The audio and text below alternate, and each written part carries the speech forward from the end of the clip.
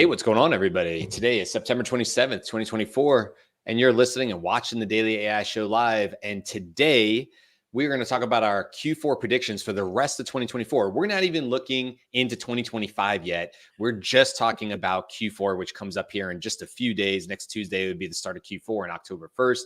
Also, as you may be able to see behind me here, it's our 300th episode. So sort of a side, like a side quest is, we've been doing this show for over a year now. We already passed our 1 year anniversary a little while ago, but obviously doing 5 shows a week, it takes a little bit longer to add up to that 300. But we have not missed a Monday through Friday for now the entire thing. So it's like, I think it's pretty impressive. We've gone through all holidays. We've always managed to have at least 2 people here on the show. Today, by the way, we have Jimmy, Beth, and I'm Brian. And so we're not going to do any sort of retrospectives or anything necessarily about, the show. It really is about Q4 and what's coming up, but it's kind of a fun side deal that we have going on as well, because it's kind of a cool thing to think that we've done 300, or we're about to do our 300th discussion about AI, which is a great time to just remind you too, if you're just finding us, if you're coming here because you want to know what the Q4 predictions are, and you're like, who are these people? And that's shocking to me that they would have done 300 of these. We do this every Monday through Friday on the weekdays, and we go live at 10 a.m. Eastern. As I was just saying, we haven't missed a Monday through Friday yet. And, if you like what this show is about, if you like our predictions and just sort of having sort of that Monday or that morning talk show, radio sort of talk show conversation between some lovable folks like us, then, check out some of our other episodes. And if you like those episodes, hey, a couple of likes or subscribe goes a really long way for us. So I would love to see you guys come back over and over again. And obviously, thank you to all of our return listeners and watchers and viewers and all our folks that are live right now in our YouTube comments channel. We have a great group there as well. So thank you to everybody who supported us all through this 300. Now, let's move on to today's topic. So Jimmy and Beth, I know you guys have a couple things keyed up looking forward. And although we will later on in this year, we will do a 2025 prediction show just like we did. But I wanted to go back and just look and see when we did our 2024. And it turns out we did our prediction show on December 2nd. I think it was episode like 76. And the reason I wanted to do that is not necessarily look backwards, but we did make predictions in that 2024. And so I wanted to see like, ooh, do any of these predictions look like, either did they come true or do they look like they're going to come true in the last 3 months? And we can talk about those. So here's some of the things we brought up now, just to kind of, bring you back Wayne's World style to last year, December 2nd, there had just been a major shakeup and then not shakeup at OpenAI. So when I look back at our transcript, and by the way, to do this, I used Notebook LMs, which we talked about in Google, but I used the new feature of theirs, which is now you can just give it a YouTube link, which I did for that show, and I can get a nice summary and description. So that's all I did. You guys could do that too. But I went back and we were obviously on that show talking a little bit about what happened at OpenAI. In fact, on that show, we were like, will Sam stay at OpenAI? Yes, he came back. We kind of know that whole story. And then beyond that, we sort of talked about a couple of main things here.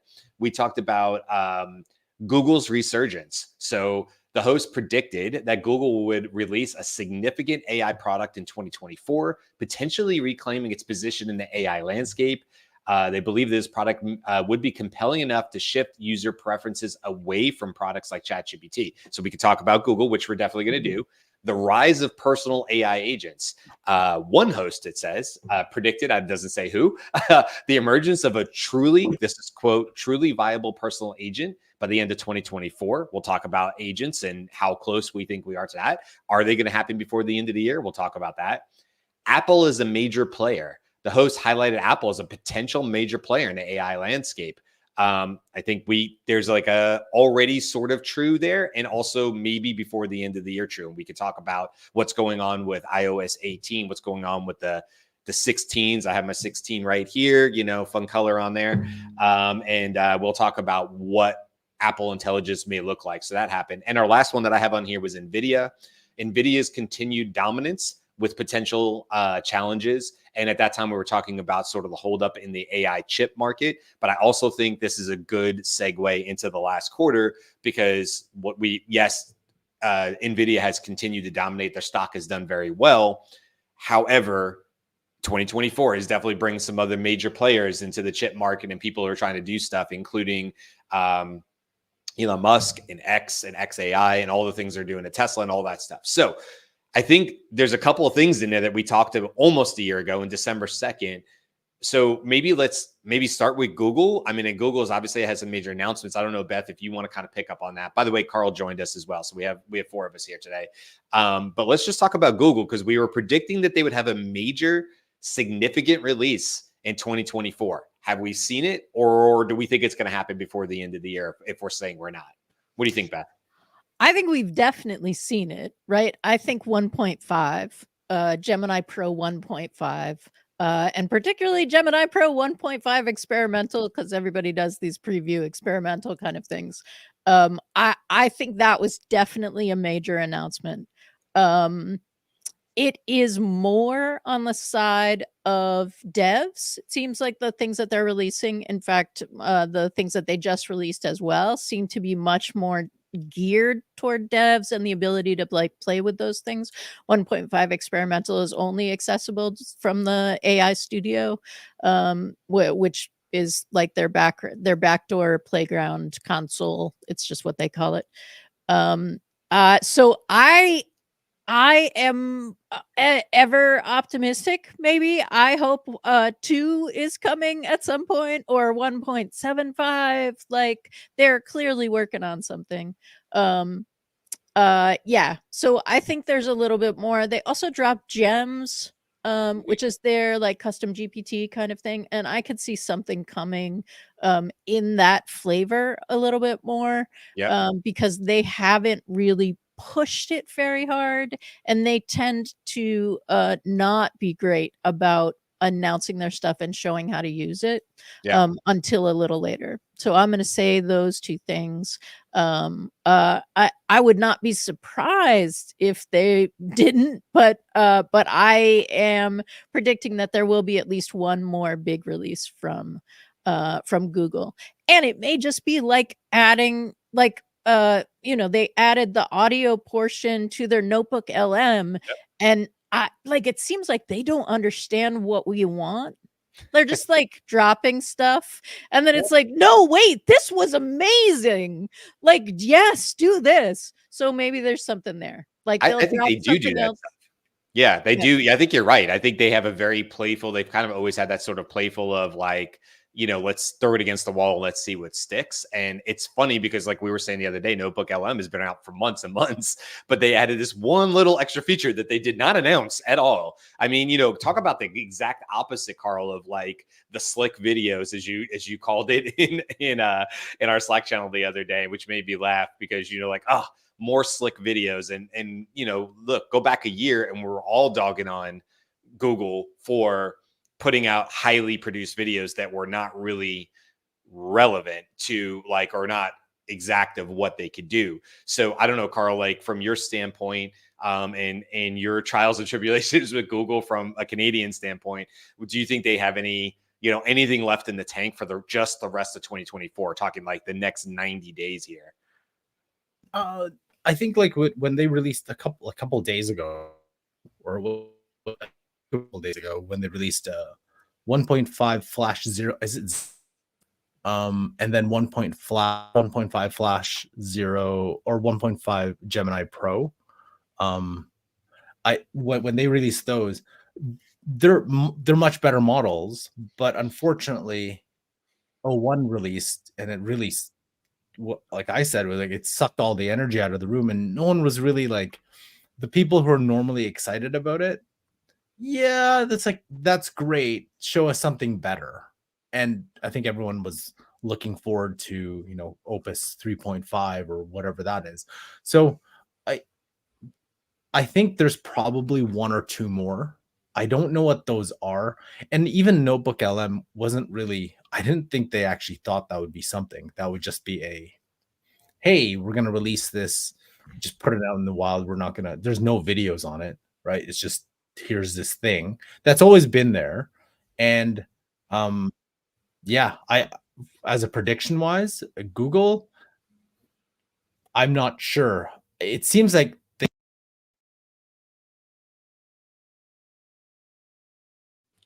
You just went on mute for a second, Carl.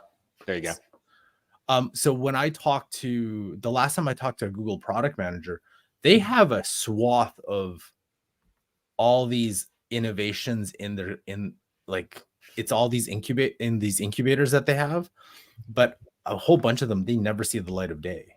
And so what actually gets commercialized, just don't know. So I would imagine Notebook LM was one of them. So what do we see next? I think the big thing that no one talks about too is that the video capability, being able to upload a video and that model being able to, you can ask questions against it.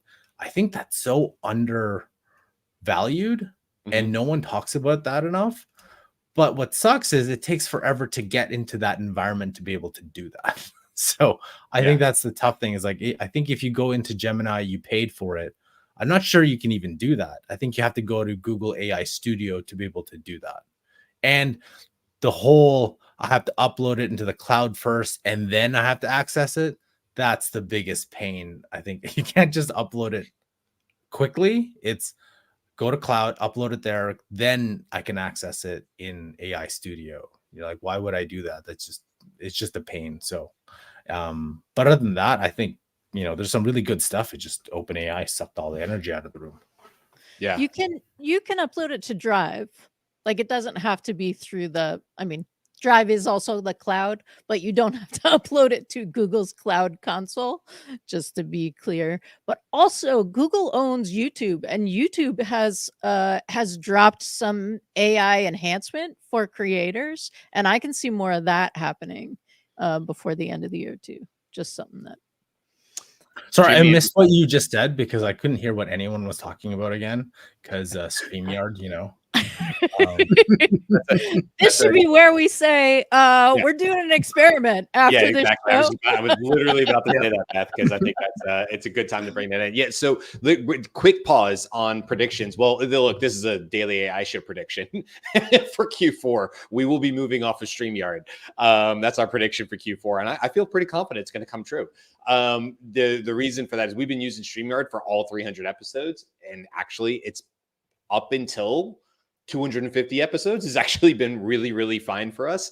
And I don't know, StreamYard got bought out and we've seen a significant drop in performance, which has caused us to potentially move over to Restream, which is a different program. So right after we end this show live, we're actually going to go live again on YouTube on a different live feed, basically just to test out Restream Live, make sure we can see everything. It really helps us to see some comments in there. So if you're live in our YouTube comments now, hang around right after this show. We'll probably cut this show. We'll stay on the shorter side of this show. And then we're going to immediately go live again. And we will just go live on YouTube. So you probably have to wait like 30 seconds. And then you will see it available on YouTube. You can join us over there because we actually want to see you guys comment on there and just make sure everything looks good. So yes, sorry if anybody's seeing any, like Carl is cutting out and stuff like that. Carl's been taking the brunt of this, unfortunately, for the last couple of weeks. But, if anybody's seeing any chops or anything like that,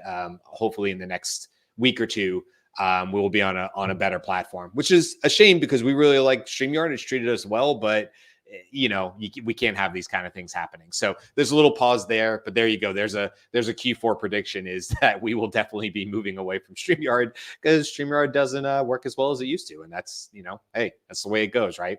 Hey, before we move off of Google real quick, because I know we want to get to a lot of other stuff. Jimmy, do you have any quick comments on Google?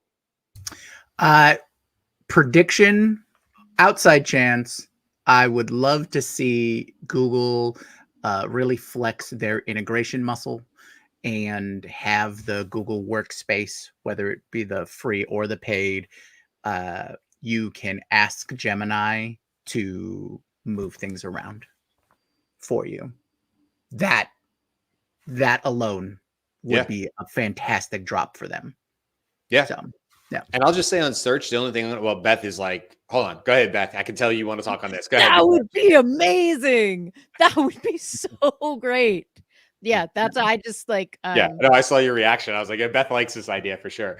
The other one I was going to say is a quick Google prediction. I think we will see another update in SEO, and and how Google is refining what the future of SEO. Somebody actually coined it the other day. I actually saw it in job titles. I like to look at job titles or job descriptions for new jobs because it's interesting to see what's going on in the AI space. I think sometimes job descriptions are a great way to see that.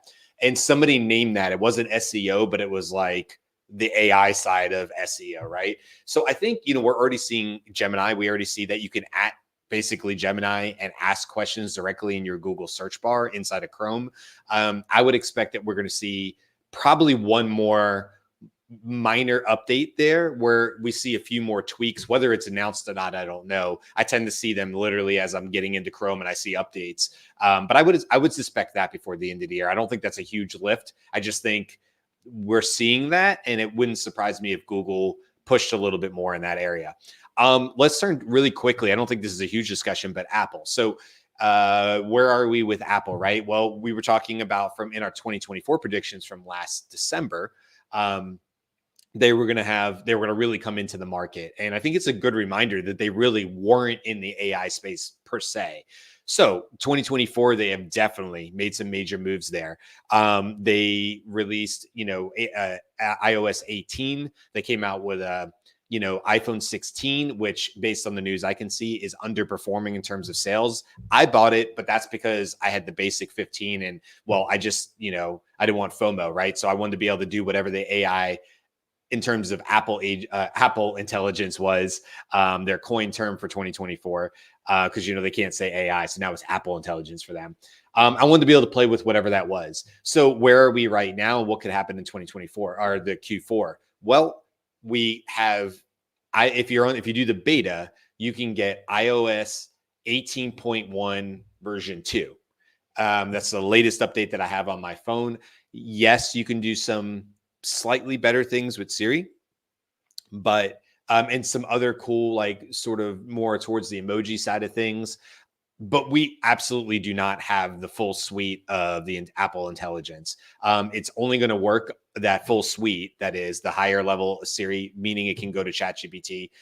That's only going to work on 15 Pros and forward. So 15 Pros or 16s or any of the 16 models. Like I said, that's why I particularly updated. My prediction is actually that we won't see that by the end of the year. I actually think it'll be 2025 before we actually see the full Apple intelligence update that they were promising us. And actually, I find that to be a little sad because, they kind of gave the impression that this would be happening. And then they sort of pushed back and said, well, it won't happen when we release the 16. And now I think, honestly, based on everything I can see, I actually don't think it's going to happen until probably the new year. So that's a bummer because you kind of feel like you have a new toy that's not fully unlocked. That's the way I feel, at least. So we'll see. But do any of you guys disagree with me? Do any of you guys think we will see the full Apple intelligence, meaning Siri can access ChatGPT, or any other Siri things you can do before the end of the year in Q4? I don't think I'm not sure because I haven't been following it too closely because I have a 15 Pro and I just uploaded the developer preview, so you get beta 1 point whatever. Yeah. So I've been, even though I had a lot of the features before, I just found I wasn't using any of them. Mind you, they weren't fully baked in. Yeah. And there's a lot of neat stuff like the image where you can edit things out.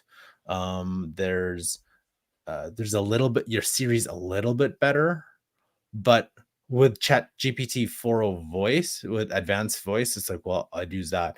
The only thing though is it should connect online, but I'm using Perplexity, so why would I even? My use case has been changed a bit. I've never really used Siri like that, but the things that are touted, like, oh, send an email to this person or write me a text, or the writing tools, because every single tool has that. I'm curious to know if anybody actually uses those things. It's like, oh, rewrite this. I don't know. If you use it on your phones for anything like anybody who has a Android, I'm sure they have stuff that you can do that. I just don't know if anybody uses it. The only thing I've used so far is the I've used it twice that I can remember, which is the pre-filled message, iPhone message, iMessage replies, just like you would see in like LinkedIn when you do a DM. It gives you like, it's like 3 words or whatever. I've used that twice because in those particular cases, it was absolutely appropriate and faster for me to just click the canned response because it was the right response. And that saved me 0.2 milliseconds, so it's like, it's not a huge thing, but it's there. I will say the thing that I am most excited for, and I have even no idea if this is going to work, is I'm definitely more excited, not for the ChatGPT integration, how Siri works on device. I think that's where Apple can truly make a difference. And I said this to the people in the Apple store, and they kind of looked at me like I had 2 heads and then said, we don't know if that'll be possible. I think I mentioned on this show, I just want to create a note document of things that come up a lot. I think on the show I mentioned like the gate code to get to one of my daughter's friends' houses. Like I kind of need to know it 3 times a week at some point. I always forget the damn number. It's just like that kind of stuff doesn't stick with me, or neighbors' names, or like just stuff like that. That's kind of not like my social security number, just stuff in life. I want to throw that in a note document that's like one rag document almost. And then I want to be able to very quickly go, hey Siri, what's the gate code? It just came on. Yeah. My phone just lit up. Yeah. And he's now telling me about what gate codes are. It's giving me you can't see it, but it's that's peak Siri, right? Oh my God. Anyway, so that's what I'm hoping happens. It's the on device Siri things. I will either be thrilled because I'll be able to do like the notes thing, and I think that I will use all the time for really quick retrieval type stuff. Hey, who's the name of this person? Because I wrote it in there. It's not even like a hard lift, but I could see it being super helpful if I could just talk really quickly to my phone and pull it back. And I'm saying this not knowing if there's an app that literally does this for you right now, which may be also the case, So anyway, that's what I'm looking forward to. Beth, Jimmy, anything on the Apple thing, on the Apple side? I'm just going to quick say, I think we're going to get Claude on our Alexa devices before we get a Siri really working on the iPhone. All right. That's a good prediction. And I think we're going to get Claude before the end of the year. Okay. I want to use the math feature. I loved when they released the calculator finally. So now I want to see the math feature and try that out and just be able to start writing in things. That would be a great whatever layers of AI and interface that it takes to do that. That's probably what can enable what you're talking about, Brian. I just want to scribble in something. Okay, cool. Now it's part of your local rag, right? Yep. I want to see more on-device things in general. So that would be great for a launching point for Apple. Yeah. By the way, I just want to give a quick shout out because I use it with my daughter. Photomath is the name of the app. There's several out there. My daughter's in geography. I always say that geometry. It's because I was a geography major, so it comes out of my brain. But geometry. My daughter's in geometry, and listen, I it's been 30 years since I've seen theorems on how to look at vertical axis angles, and so you can literally take a picture of the problem, and just to give you an example, it was like intersecting lines. It would give you one angle and ask you what the opposite angle was, or a different angle, and there's theorems that tell you, but the angles weren't like 47 degrees, they were algebra equations, right? So it was like solve for x and y. Okay, I'm pretty good at math, but like it's been a minute, right? So now I'm trying to help my daughter. Well, you can just take a picture of that problem. And what I really, really loved was, it's not like X is 20, Y is 15. It's like, here are all the steps to work through this problem logically. And this is not the only app like it, but I'll just give a shout out because I am literally using it in my house right now for my daughter and school, because it really, really helps when I sat down with her. So quick shout out to that, but I'm with you. I would love to just see that stuff baked in right on the device. Speaking of on device, Meta has had a great week just in the last couple of days. In fact, we didn't really get it even onto our news show this week. I think we can do a whole show on this. We were talking about that. But right now, I have Llama. I keep forgetting I have my background here. I'm so unused to that. Right now I have Llama 3.2 3B running locally on my phone, and I'm getting 14 to 20 tokens per second response time on it, latency. It ain't bad. And it's running completely independent locally on my phone. It is not connected to the internet in any which way. So, talking about on device, here's a prediction for 2024 for Q4. We will see more on device local options.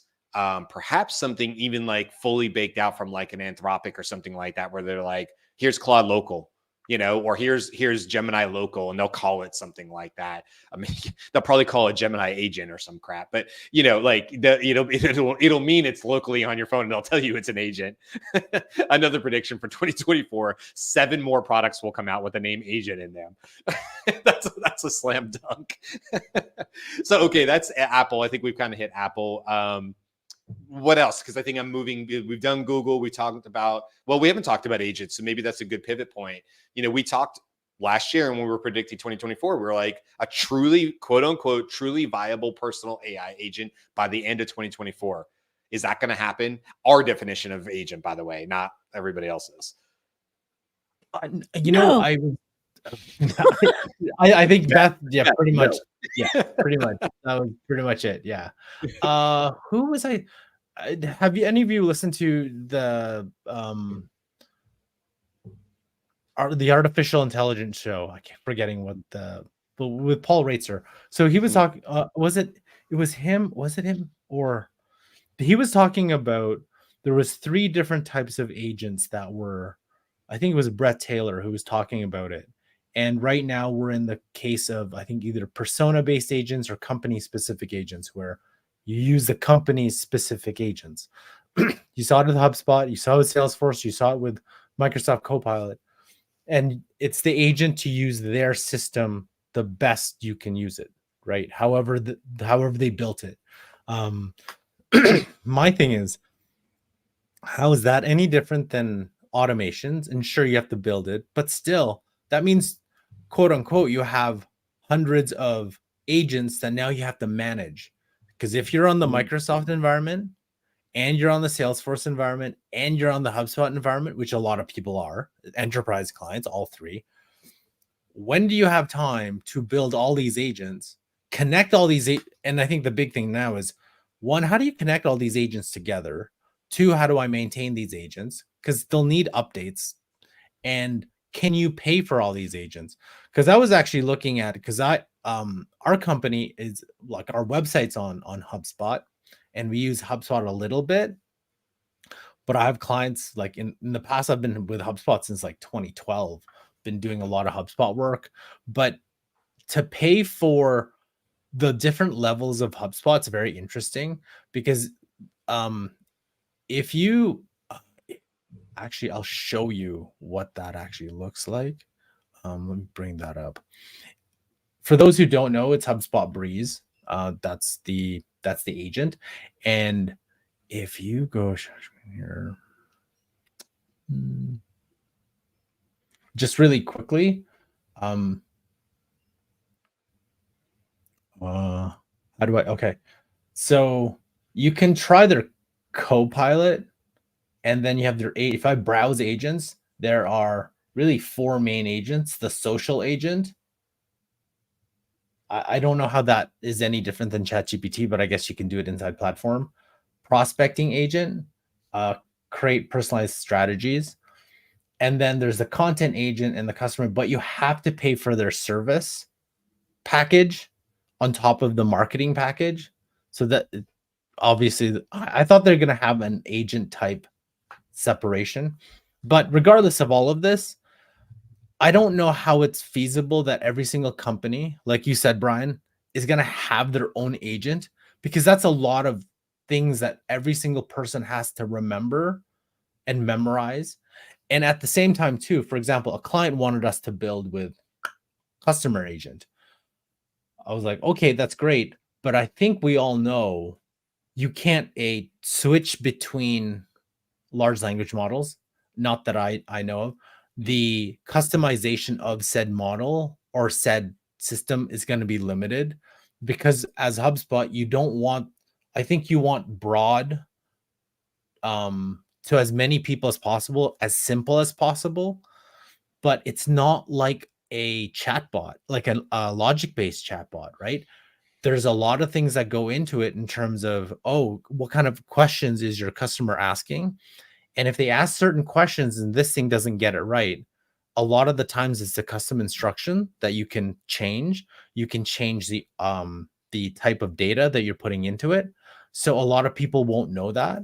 And so I can see a lot of frustration going into this, because you're like, it's not answering the way I want it, or I want it to do other things, or the expectation is so much higher because they've seen it with what ChatGPT does. They've seen it with what a Claude does. How come this can't do the same thing? It was like, well, no. Like, it's not, because unless you're able to customize all those things, I don't think they'll let you do it.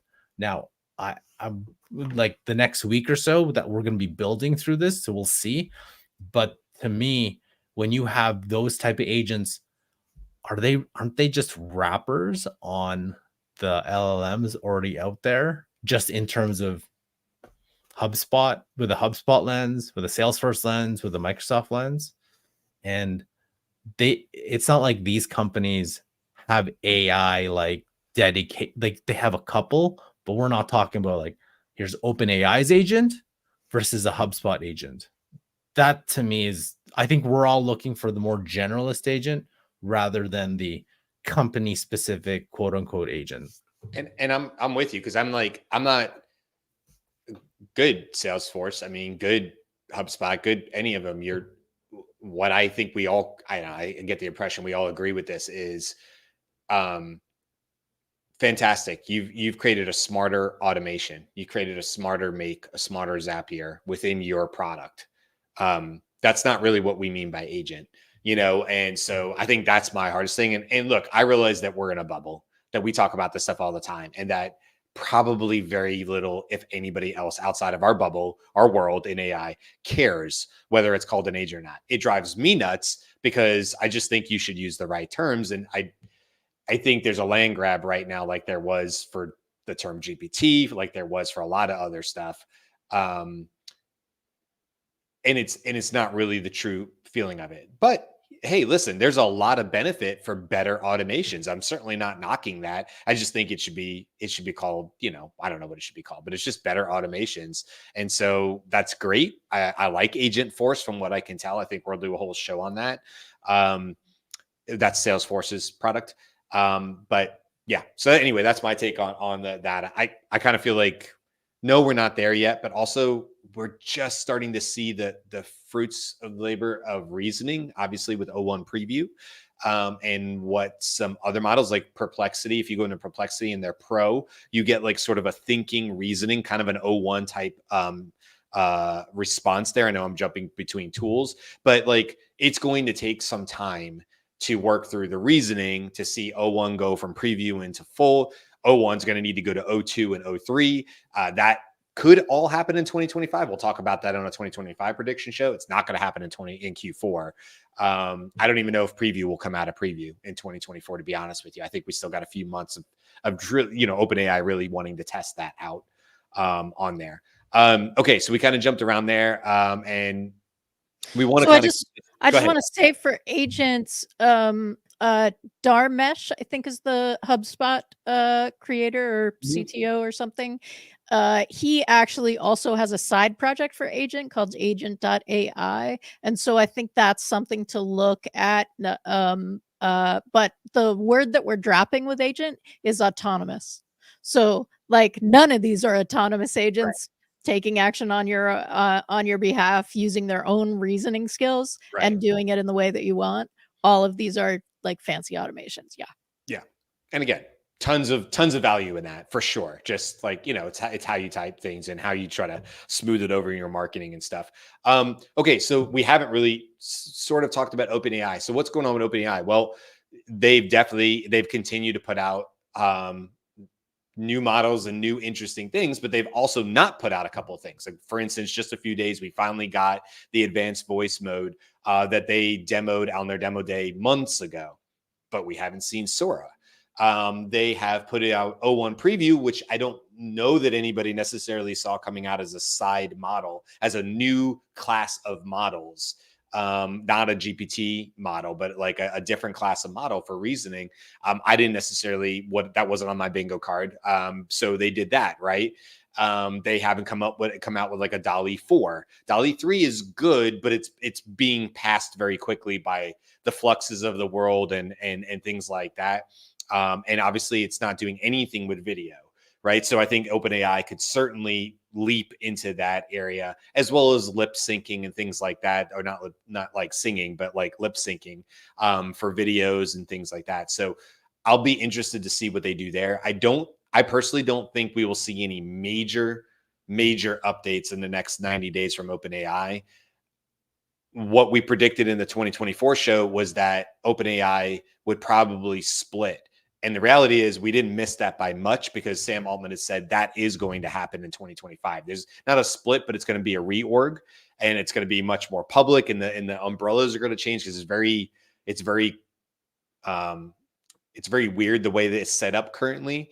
And so a lot of that will be happening in 2025. We actually were predicting that last year, that they would be more of a public facing company or a public company, which they do have parts of that.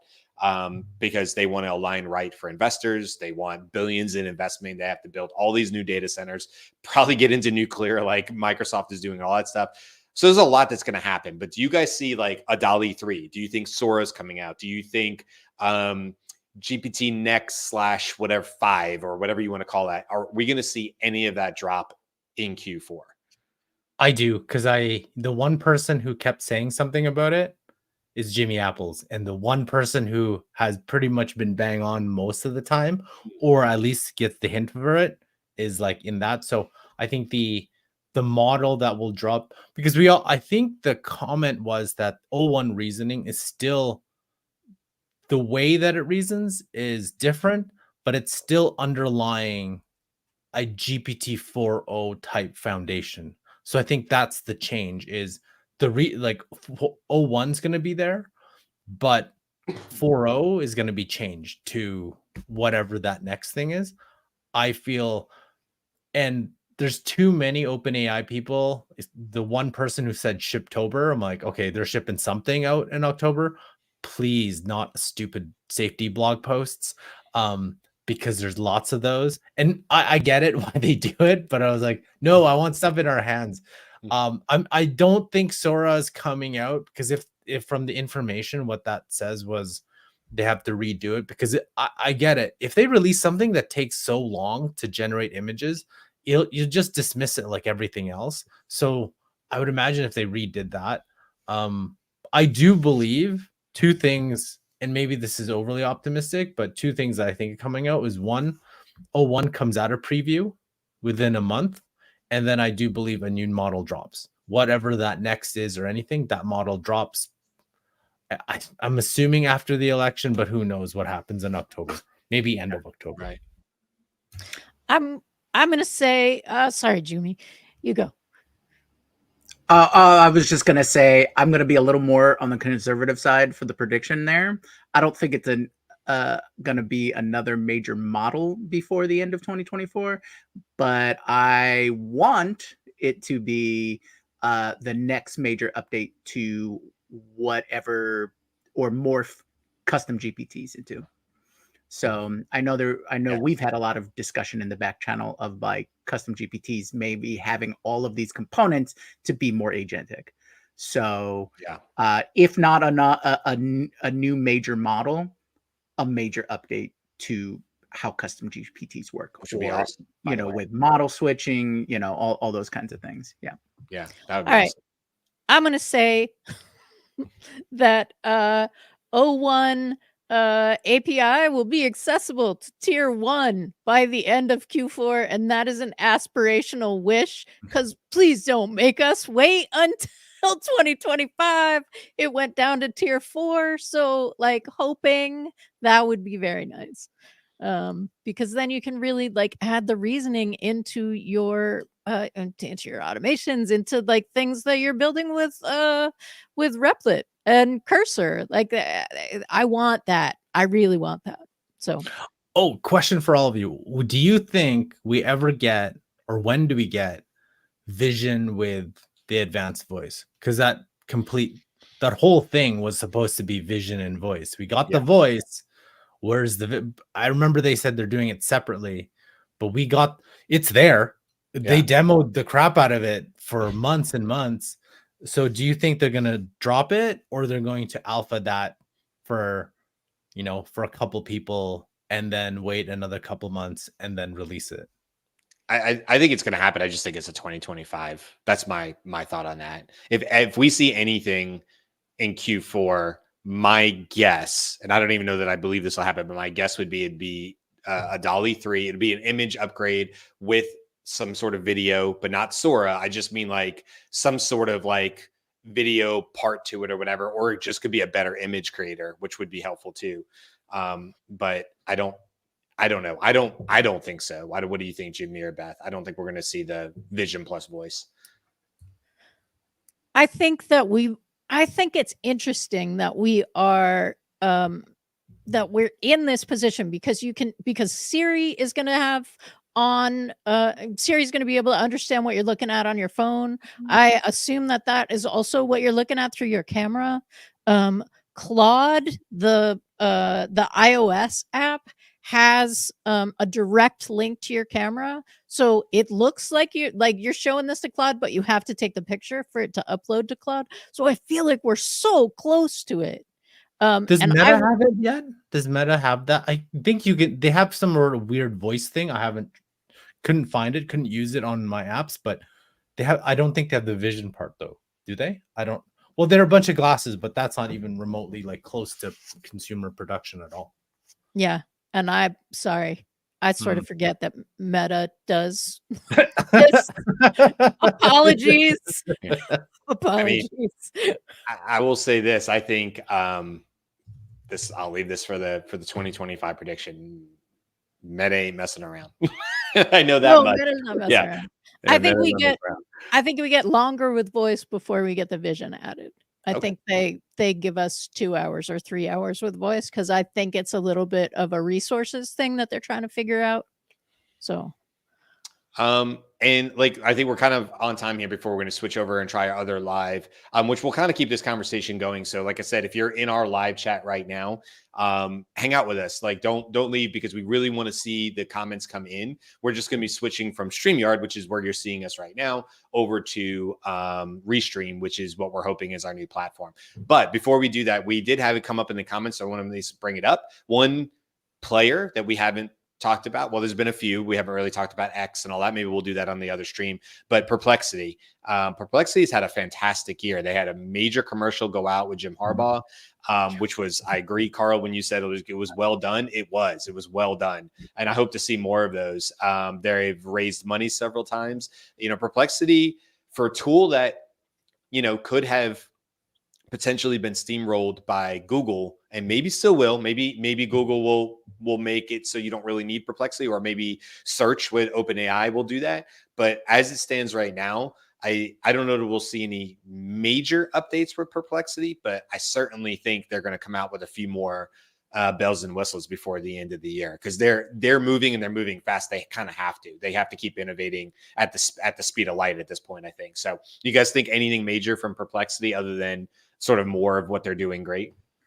I think what the innovations will not be like AI type, but I think they're gonna start trying to get closer to what Google is. So, for example, like when you did navigational searches to get to a specific site, that was a weakness for Perplexity, right? Because the main point is it's an answer engine, so it wants to answer your questions. But if your question is a one word, let's say HubSpot, it would be like, here, this is HubSpot, blah, blah, blah. But the intent is, I would just want to go to the HubSpot website. Mm-hmm. But I think it's addressed that, because when you do put HubSpot, the first thing that you see is HubSpot, right? Like it has the HubSpot, like kind of its own version of HubSpot, the website. It doesn't have like 3 links. It's just here's HubSpot and you go to HubSpot. So I think they're going to just start doing a little bit more. There's more discovery. I do think, which I'm not a big fan of, is the ads component. I don't know how they're going to do that, but I think there's going to be an ads component. Yeah. Yeah. That's what I was thinking, is that by the end of the year, the ads will start dropping.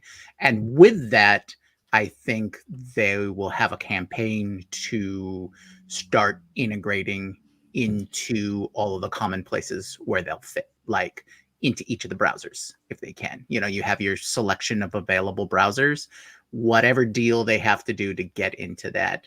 I think they're already on the new ones like Arc.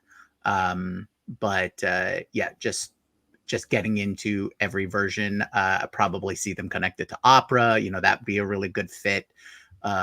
Just anything that's probably whatever kind of competition to Google, they're probably going to try and live in that space.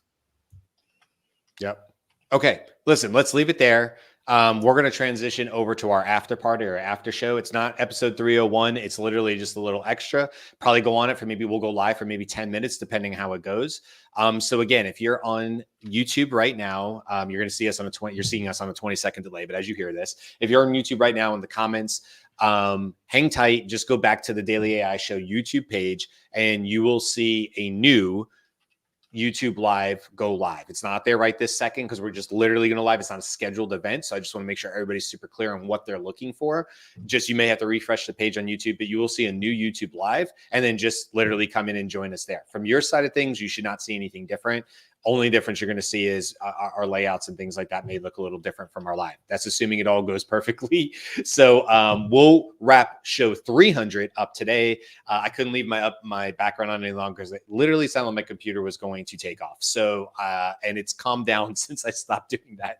So clearly StreamYard and my computer weren't loving the virtual background. So that'll wrap it up for this show. Thank you to everybody. You know, let's just take a quick pause here to say thank you to everybody, whether this is your day one or you've been hanging with us most of the 300. And like Jen, you've been hanging with us almost the whole time. So thank you to all of our repeat watchers, viewers, listeners on different platforms, not just YouTube, but Spotify and Apple and other places, LinkedIn as well. We appreciate you very much. We have no intention of slowing down.